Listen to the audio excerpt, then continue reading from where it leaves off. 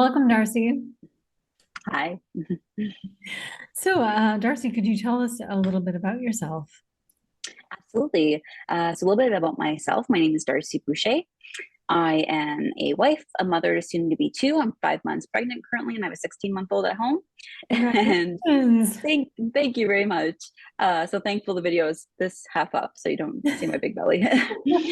And I'm a veteran. I was in the Canadian Armed Forces as a reservist for 14 years. I just recently released, and of course, above all, I'm an entrepreneur. So I've been in business since 2013. Wonderful. And could you tell us an achievement that you're very proud of in your life? Yeah, absolutely. My business is one, just starting it, but also staying with it for so long. We're about to celebrate our 10th anniversary in 2023. So most businesses don't last beyond the first couple of years. So my business is Boucher Creative Communications. We're an independent digital marketing agency. We're women owned, we're women operated. We offer primarily social media management and strategy, graphic design, really anything marketing communications related. Wonderful. And what's a piece of advice you could offer to other people who would like to follow in your path? Absolutely. And some advice I would offer to anyone who wants to follow in my path would be honestly, start before you're ready. Perfect in action is better than perfect in action. Imperfect action is better than perfect act. Hmm. Oh my goodness, sorry. You know what I'm trying to say, baby brain here. I do. So that would be my advice. So, I'm going into my 10th year. And honestly, when I reflect back, I was young, I was keen, I was, invincible when I started my business. I really don't know if I would have, you know, what's needed to start it today. So, start before you're ready. Nothing's ever going to be perfect. You're going to grow as you go. And another similar quote to that is, if you're not embarrassed of the first version of your logo, then you started too late, right? So don't be shy to make mistakes and take risk. I guess so. Pick a direction and go with it with all of your energy, right? Exactly. Wonderful.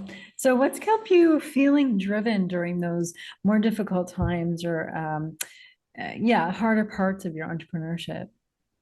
Honestly, my clients were business to business. So I work with clients and I work with various nonprofits, organizations, associations, businesses across the country. We strictly work with Canadian clients. We don't really have any interest in expanding to the US or other countries. We really want to focus in on our own country.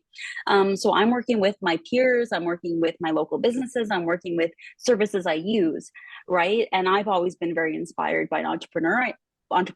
I never thought I'd be an entrepreneur myself. I just never, I was raised in a military family. I never really knew it was an option, but I always find their journey so inspiring. The fact that you saw a gap in the world and you thought you could do something better and you did it. I think that's really inspiring, and they inspire me every single day. So, what made you decide to pursue your business in the first place?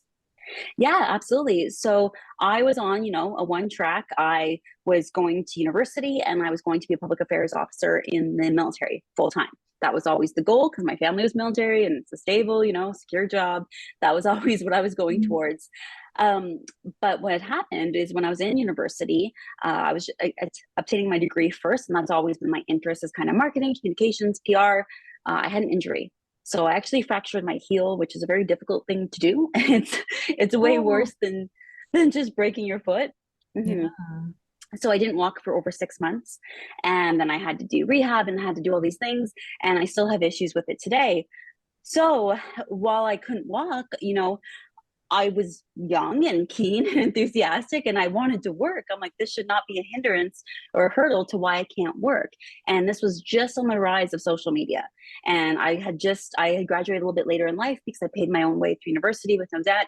So I was a little bit older. I was just graduating. I saw this market and this gap and these amazing new two-way communication tools that were emerging. And I'm like, I don't have to physically be somewhere to manage these well for somebody, right? For brands or for various businesses. So we've always been remote first. We were remote first before it was even a thing, because that's just the nature of my business, and it helped keep overhead low. And I think one of the reasons we've been sustainable for 10 years, because we've always been remote first. So that injury really, propelled me to try this. I had nothing to lose at that point. I couldn't work in a traditional agency setting because physically I couldn't keep up, I couldn't walk. So I tried it, and 10 years later, I'm still here. Fantastic. That's an amazing story. Thank you. And Yeah. honestly, the biggest hurdle was mindset shift because, again, I never grew up thinking or being taught that I could be an entrepreneur. That was even an option. So that was honestly the number one hurdle, is just shifting my mindset that I can be an entrepreneur. I could start my own business. Why not? And what did you use to help you with that mindset shift? Oh, my rebellious nature. I don't know. Rebellious Um, nature. That's good. yeah, just research and just trying it. Again, I was at a point in my life where I didn't have anything to lose. I had just graduated, couldn't walk. I think, Yeah. everyone says being in low points of your life, the best things typically come out of it because you're forced to get really scrappy and do things, that you might not otherwise.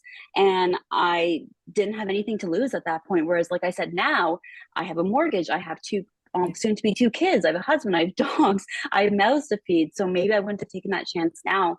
Whereas then it was just me, and I was comfortable taking that risk and taking a chance on myself. Wonderful. So how would you like to see your business grow? Absolutely. So I'd like to continue to grow. I've never aspired to be the largest agency out there. That's never been the goal. I really just want to, work with impactful clients that have really great stories and really great why, that we can truly help and see the difference we're making. I want to create more jobs for other women. I truly believe in the talent of creative women. I think women tend to get stagnant in the workplace more than men do. We stay longer, just, we care about the role, we care about the organization, we care about our colleagues.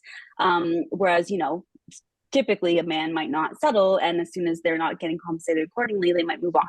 Whereas we might not be so inclined, right? So I really just aspire to make Boda a really great place for other women to work, where they feel valued and they feel appreciated and they feel like they can grow. And at the same time, serving our clients and doing the best work we can. Wonderful. Is there a particular message you'd like to share with other women entrepreneurs? Yeah, absolutely. I think honestly, and again, going back to kind of the male thing, the message I would share is just kind of think like a man. Whenever I get nervous about things, or even like doing this interview, because it's a cobbler who doesn't have his own shoes. I am terrible at my own marketing. So even doing something like this interview is not something I would typically do. But I'm like, a man would jump at this chance to promote himself and his business. So why am I not? Right. So I kind of just tell myself, to get out of my own way sometimes, and don't let my insecurities dictate the path I go on. And as well, you know, just, yeah, don't let your insecurities take over. And I had another thought, but I'm losing it. Sorry, baby brain again. One moment, maybe it'll come back to me. Oh yes, never doubt, if you're starting a business for a good reason and you're passionate about what you're doing, don't doubt what you're doing or only compare to yourself. Like, for example, for the years, again, I never thought my business was worthy of promoting because we're just a service-based business. I work with a lot of really amazing entrepreneurs and businesses that are doing really cool things. They're the sexy new innovative tech company or things like that. And I don't have a product. I'm just a service base. I'm helping them. But really, we're what can make them sexy and sell, right? So my business is just as important. So even if you're service based, your business is necessary and it's important and it's worth promoting and talking about as well. I love that. I love Yeah. that. I love that advice. So what made you sign up for the Canadian Women's Chamber of Commerce? Was there a particular reason?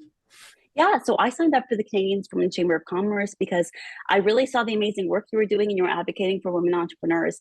And again, advocating for women is something that's important to me. That's why I'm women. My business is women owned, women operated. We're all women. We don't have any males except my husband, who does the odd job for me, but that's about it. And so I'm really passionate about supporting women in life and in general, and specifically in business. And so you guys are doing amazing work, and I just had to be a part of that. Wonderful. And what areas of expertise, like what is your really expert area in your business? Absolutely. So we really focus on social media management and strategy and design. So the strategy aspect is really what we enjoy. Social media is really what we enjoy as well. Organic social media, it's a beast that a lot of people have a hard time, conquering. Mhm. And the thing about social media is when it's done well, it looks easy, right? Yes. So Mhm. so it's one of those things that, yes, the tools are free, but you do need someone who knows how to use them and leverage them for you and your brand. So that's really what we focus on. And like I said, I have a great team of women. So we have designers, we have copywriters, we have social media managers. I have a really great group of women. And because of the business, the model that my business is, we can really curate the team and the talent to the task and project at hand versus the traditional agency model where it's just whoever happens to be available goes on this account or this project. So because we're remote first, I'm the only full-time employee and I have a team of subcontractors. We can really tailor the team to the project at hand. So I think that's one of our strengths. Sounds amazing. Yeah, Sounds thank really you so much. amazing. Mhm. So, where would you prefer people reach out to you? Yes, of course. People can find us obviously anywhere on social media. They can find us at Boda Creative. That's BOWDA Creative, and me personally at Darcy Boucher. So we were on Instagram, Twitter, Facebook, LinkedIn, and we will be celebrating our 10 year next year. So we're going to be doing a whole rebrand and a whole, shebang. So stay Yeah, tuned for that. fantastic. And congratulations on that. 10 years is pretty impressive. Yeah, definitely. Thank you. We'll see if I can handle it. 10 years and a baby. So Yeah. mhm. Okay, thank you so much for joining us, Darcy. And yeah, I look forward to seeing that rebrand. And again, congratulations. Thank you so much, Stephanie.